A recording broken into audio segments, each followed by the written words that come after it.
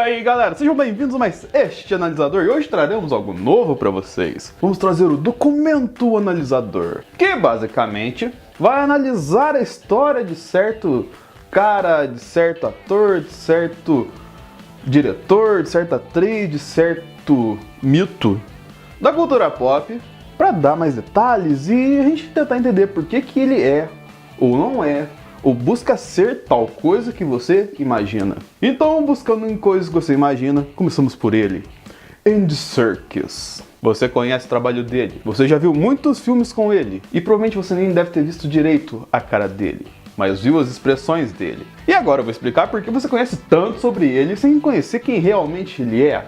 Ou você conhece e não tá ligado no sujeito à pessoa, enfim, você vai entender agora que eu vou explicar pra você. Antes de 2001, se você procurar qualquer tipo de coisa do Andy Serkis, dele de cara limpa, vai ser muito difícil você encontrar. Uma vez que até O Senhor dos Anéis, ele só tinha feito, vamos colocar, filmes bem B ou C, assim, não tinha tanto explorado o mercado americano de cinema. E por causa da sua formação, ele é formado em teatro, ele trabalhou muito em teatro e televisão na Inglaterra. A origem dele é simples e humilde, como de todo jogador brasileiro de futebol. Ele é filho de uma assistente social da Inglaterra com um médico de origem armena que vivia na Inglaterra. E como eu disse, você vai ter muita dificuldade para achar alguma obra dele de cara limpa. A única obra onde ele se destacou de verdade de cara limpa é que De Repente 30, sendo coadjuvante de Jennifer Garner e Mark Ruffalo. Mais especificamente essa cena aqui.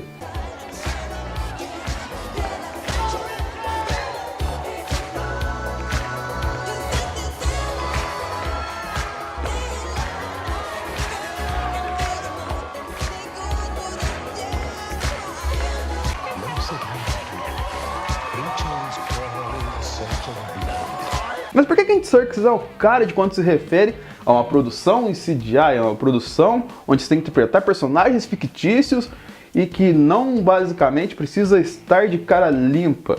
Tem que ter algum efeito especial para expressar ou para construir esse personagem. Primeiramente, porque muito provavelmente ninguém estuda um personagem para atuar como Andy Serkis faz atualmente. Ele faz um estudo muito preciso e muito certeiro nesse aspecto. Igual quando foi fazer o King Kong, ele foi numa floresta com gorilas, num habitat onde os gorilas vivem e entende como se comunicaram, como se movimentam. Ele fez um estudo completo do comportamento de um gorila e tentou visualizar como seria essa reação perante uma sociedade opressora, nesse caso específico. E ele vai desde esses extremos, como ir no meio da floresta e ver como que os gorilas vivem, até numa construção mais básica e muito mais lúdica, que é o modo que ele usou para construir o Gollum. Ele não tinha uma base para construir o Gollum, além dos livros do Senhor dos Anéis. Então, qual foi a metodologia dele? Ele pegou as mágoas que o Gollum tem, das duplas personalidades dele, e entalou isso na garganta dele, fazendo com que ele fizesse aquela voz meio estranha, assim, falando desse jeito. E pegou os movimentos do seu gato, que ao regurgitar uma bola de pelo tem que se movimentar o corpo inteiro, fazendo uns movimentos assim, e virando essa coisa totalmente bizarra, e que olha pra você e pega o seu anel. My precious. Horrível, mas você entendeu.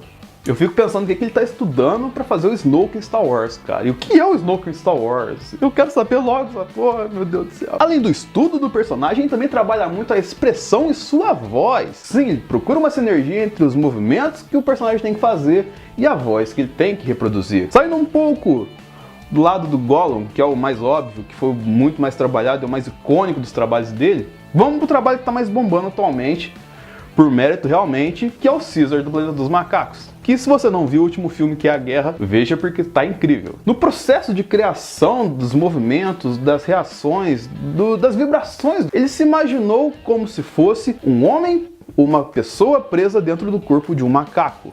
Ele decidiu seguir essa linha, uma vez que o Caesar foi criado desde pequeno com humanos. Então ele aprendeu muito, sendo um ser um pouco mais evoluído que um macaco normal, a se comportar como um ser humano. E nisso ele se via como um ser humano preso dentro de um macaco. E essa inspiração ele buscou de várias formas diferentes. Primeiro, ao compor o modo de comportamento do Caesar, no modo mais primitivo, ele foi atrás de Oliver, um macaco que surgiu nos Estados Unidos nos anos 70. E que foi um animal tão bem ensinado, tão bem treinado. A gente também não sabe qual foi o método utilizado, também se ele foi geneticamente modificado para isso. Mas que foi um chimpanzé que conseguiu andar mais ereto que os outros chimpanzés, ele andava com postura normal igual ao do ser humano. E isso corretou em quê? Em a proporção da sua cabeça ser menor, seguindo a proporção humana, e de ele perder alguns pelos, assim como os seres humanos. E ele se baseou muito nessa expressão corporal do Caesar. E juntando essa expressão corporal do Caesar com o princípio de ter um ser humano preso dentro de um macaco, ele juntou toda essa amargura e toda essa jornada que o Caesar teve para soltar aquele não espetacular que ele solta no primeiro filme, demonstrando uma reação de negação perante uma coisa que está acontecendo com ele e com os outros macacos.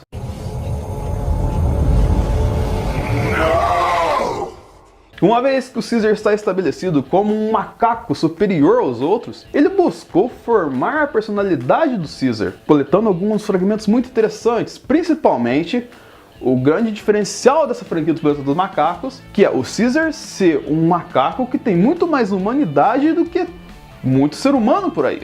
E nisso ele foi atrás de traçar um paralelo com Nelson Mandela. Toda a humanidade que ele teve, todos os atos e as mentalidades sobre determinadas situações que o Mandela teve construindo a sua identidade. E traçar um paralelo isso com as coisas que o Caesar teve que fazer para construir, para fazer tudo o que ele fez em toda a franquia dos Planetas dos Macacos. Convenhamos que todo esse trabalho não é uma coisa muito convencional e que não é qualquer um consegue fazer. Por isso que o Andy Serkis é o cara nesse aspecto de construir alguma coisa relacionada a CGI. Isso fez ele se tornar uma referência nesse aspecto, tanto que ele está fazendo agora um legado, que é outro ponto forte de Andy Serkis. Mark Ruffalo disse que se inspirou muito nos ensinamentos de Andy Serkis para fazer o Hulk, para trazer uma realidade ao Hulk que não tinha muito convencional. Vamos supor que o laboratório dele foi com o Andy Serkis. E por mais que o Andy Serkis diga que não tem nenhuma diferença em você fazer um personagem em CGI, porque pra ele, aquela toda parafernália de CGI que a galera usa pra fazer o personagem é como se fosse a maquiagem pra um ator, tipo maquiagem que a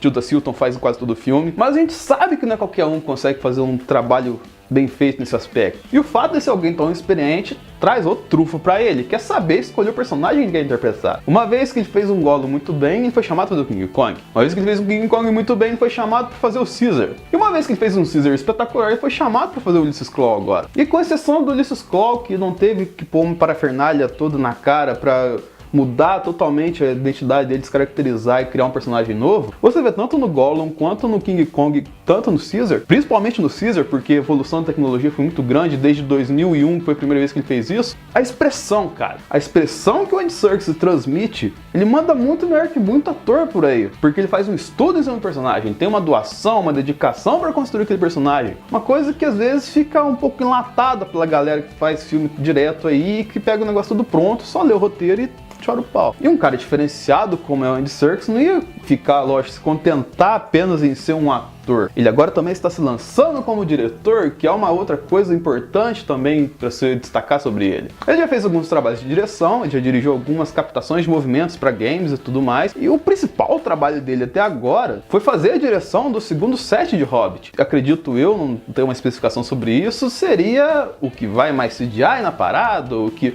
vai mais efeitos especiais, ele que conduziu toda a execução do filme. E apesar de a galera gostar ou não gostar do Hobbit, assim, a gente não pode falar que foi mal feita a parte de CGI dela. A Weta sempre manda bem e mandou muito bem Hobbit. Próximos trabalhos dele agora, um filme com Andrew Garfield, contando sobre experiência com Ebola, que agora me fugiu o nome. E vai sair também outra releitura de Mowgli, o Menino Lobo, sendo que acabou de sair uma da Disney, mas vai sair outra agora. E ele vai conduzir esses dois trabalhos com a Imaginarium, que é outro ponto forte para ele, que é a empresa de edição, empresa de direção, empresa que é focada apenas em CGI, em produção com efeitos especiais de captação de movimentos. Em 2011 ele fundou essa produtora com Jonathan Cavendish e indiretamente ele está tendo algum retorno disso, porque ela tem alguns trabalhos dentro da produção de Star Wars, de Vingadores Era de Ultron, do próprio Hobbit e também do Planeta dos Macacos. Além disso, ele se diz um diretor muito chato, mas também convenhamos, o cara tá praticamente há 30 anos no mercado trabalhando. E mais da metade desse tempo ele tá fazendo só trabalhos com captação de movimentos. Então ele tem um know-how para fazer isso. Não é um cara chato só por ser chato. Ele tem toda uma carreira trilhada até chegar nesse momento. Enfim, é isso aí. Espero que tenham gostado deste vídeo. Curta, compartilhe, favorite, se inscreva no analisador. Comente aqui embaixo se você quer ver outro documento analisador. Se eu falei alguma coisa errada aqui, se você tem alguma outra sugestão de vídeo. Curta também Legião dos Vilões, está ajudando a gente pra caramba hoje em dia. É isso aí e até o próximo analisador. Ou até o próximo analisador.